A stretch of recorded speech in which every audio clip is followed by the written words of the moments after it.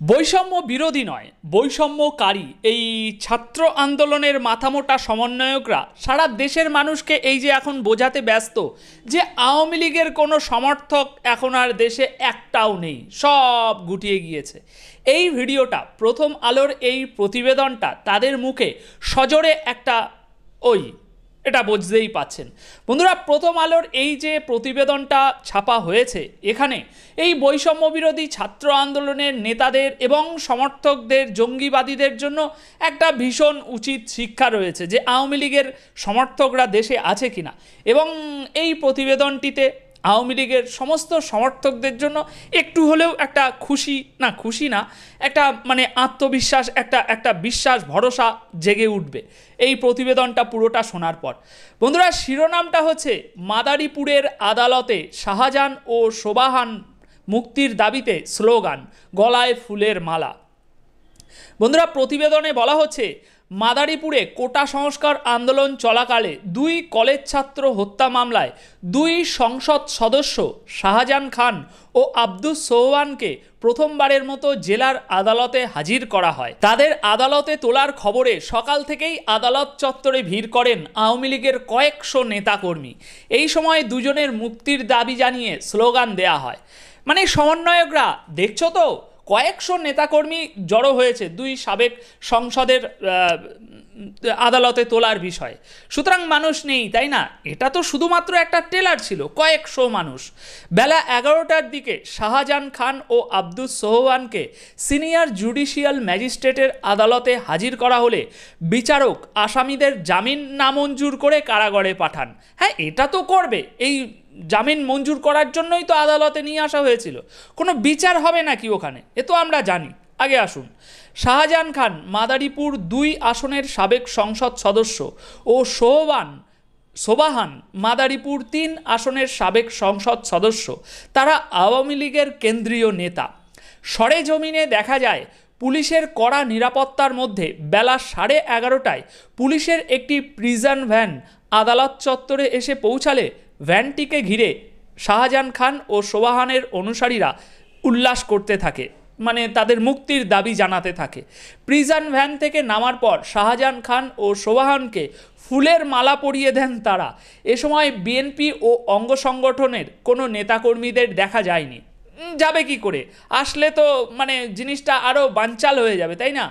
শাহজাহান খান ও শোভাহানকে আদালতের 3য় তলার senior judicial ম্যাজিস্ট্রেটের আদালতে নেওয়া হলে সেখানেও ভিড় করেন তাদের অনুসারীরা।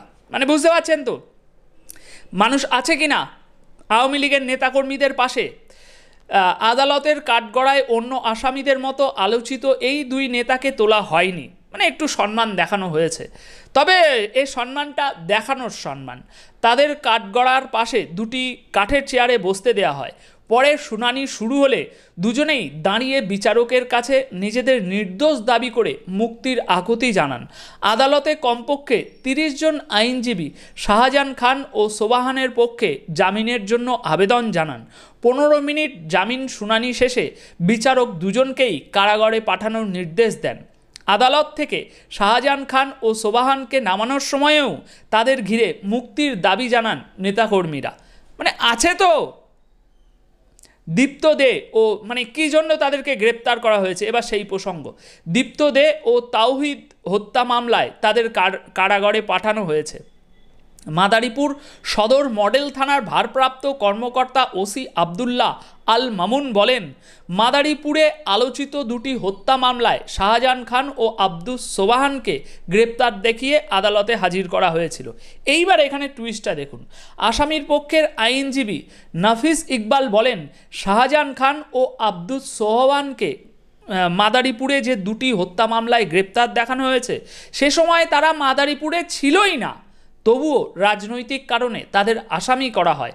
তারা আদালতে 2 আসামি জামিনের জন্য আবেদন জানালে বিচারক দুজনের জামিন নামঞ্জুর করে কারাগারে পাঠানোর নির্দেশ দেন।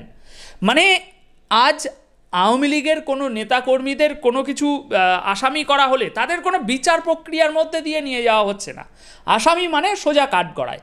এখানে এই 2 সাবেক সংসদের পক্ষের আইনজীবী যে বলছে যে যেদিন এই হত্যা হয়েছে সেদিন তারা দুজন মাদারীপুরে ছিলই না, এটা তো প্রমাণ করতে হবে, তাই না, যে তারা ছিল এবং এই হত্যা করেছে। বিরোধীরা এটা তো প্রমাণ করবে, কিন্তু ওসব প্রমাণের দরকার নেই। ও তাদের দিক দিয়ে আছে আপনার আইনজীবী যাই বলুক না কেন, সেটা কোনো দরকার নেই সে তথ্য প্রমাণের। আমাদের আদালত এই দুজনকে কারাগারে পাঠাতে চায়, কারাগারে পাঠাবে। তাদের বিচার ব্যবস্থা এতটাই স্ট্রিক্ট, এতই ভালো বিচার করছে, কিছুই না। এই খবরটাই আসুন না, তাহলেই তাদের পুরো রহস্য ভেদ হয়ে যাবে। এই যে 23শে নভেম্বরের ঘটনা, ন্যাটোরে আওয়ামী লীগ কর্মীকে পেটানোর ভিডিও ভাইরাল। সময় নিউজ এই প্রতিবেদনটি করেছে। এখানে দেখুন প্রতিবেদনে কি বলা হচ্ছে। স্থানীয় বিএনপির নেতাকর্মীরা উজ্জ্বলের উপজেলার কালিকাপুরের বাড়িতে গিয়ে পরিবারের সবার সামনে মারধর করেছেন। উজ্জ্বলের মা বাবা ও স্ত্রী তাদের হাতে পা ধরে বারবার বাধা দিচ্ছেন, তবুও থামেননি। আর উজ্জ্বলকে ছেড়ে দেওয়ার আকুতি করেছেন, তবুও ছাড়েননি। এই সময় বিএনপির নেতাকর্মীরা উজ্জ্বলকে ব্যাপক বেধড়ক পেটায়। স্থানীয়রা জানান, গত 5ই আগস্ট আওয়ামী লীগ সরকারের পতনের পর থেকেই আত্মগোপনে ছিলেন উজ্জ্বল কুমার মণ্ডল। গত বুধবার অন্তঃসত্ত্বা স্ত্রীকে চিকিৎসক দেখানোর জন্য উজ্জ্বল কালিকাপুরে তার নিজের বাড়িতে যান। এই খবর পেয়ে স্থানীয় বিএনপির নেতাকর্মীরা সংঘবদ্ধ হয়ে উজ্জ্বলের বাড়িতে গিয়ে পরিবারের সামনে তাকে বেধড়ক পেটাতে থাকে। এই সময় উজ্জ্বলের অন্তঃসত্ত্বা স্ত্রী এবং তার বৃদ্ধ বাবা মাকে উদ্ধার করতে গেলে তাদেরকে ধাক্কা দিয়ে ফেলে দিয়েছে। এক পর্যায়ে উজ্জ্বল অচেতন হয়ে যান। বড়াই গ্রামের থানার ভারপ্রাপ্ত কর্মকর্তা ওসি সিরাজুল ইসলাম জানান, বিএনপি নেতাকর্মীরা উজ্জ্বলকে পুলিশে হস্তান্তর করেছে।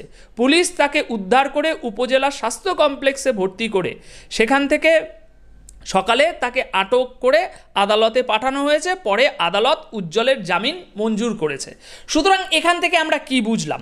এই ইউনূস সাহেবের আইন শাসন ব্যবস্থাতে আওয়ামী লীগের দুজন সাবেক সংসদ, তাদের বিরুদ্ধে আইনজীবীরা আদালতে দাঁড়িয়ে প্রমাণ দিচ্ছে যে এই দেখুন, ওই হত্যাকাণ্ডের দিন আমার এই 2 মক্কেল সেখানে ছিল না। সেটা আদালত শুনছে না, সোজা কারাগারে পাঠিয়ে দিচ্ছে। আর এখানে ভিডিও ভাইরাল হচ্ছে, দেশের সব মানুষ দেখছে, স্বচক্ষে দেখা যাচ্ছে যে এরকমভাবে বিএনপির নেতাকর্মীরা এসে গণপিটুনি পিটিয়েছে একজন নির্দোষ আওয়ামী লীগ কর্মীকে। তার পরিবারের বৃদ্ধ বাবা মা এবং অন্তঃসত্ত্বা স্ত্রীকে ছুঁড়ে ফেলে দেওয়া হয়েছে।